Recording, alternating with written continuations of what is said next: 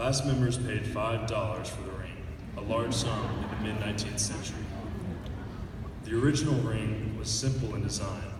The word Mizpah was cut in the top bezel stone in Old English script, and the inside band was engraved with 1 of 24, July 1848. Mizpah, from the Hebrew, is typically translated as, "The Lord watch between me and thee when we are absent from one another." The term signified brotherhood, the enduring connection among the 24 graduates. During the 19th century, the practice of having a class ring was observed by some classes and ignored by others. If a class chose to have a ring, it was presented just prior to their graduation in an informal setting. The custom of receiving class rings became firmly established beginning with the class of 1908. In addition to establishing the ring tradition on a permanent basis, the class of 1908 was the first to receive rings during its second class or junior year. However, until 1926, rings continued to be received during finals week. Class members would gather in a brother-rat's room and all would put on their new rings simultaneously. The class of 1928 started the present ring figure tradition at the Thanksgiving dance in 1926.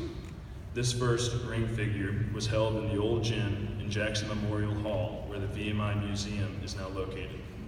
The cadets, dressed in traditional Army mess-style uniforms, escorted their dates to the red, white, and yellow decorated gym, where after forming the numeral 28 on the dance floor, their dates slipped the ring on the cadet's finger. An old yell for the class of 1928 was given, and the tradition of ring figure was born.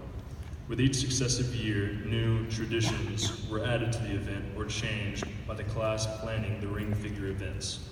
The class of 1929 carried on the tradition, started the previous year, but added their own twist. The cadets received their ring from their date beneath a rose-covered arch. In 1930, the event was moved to the new gym in Cock Hall.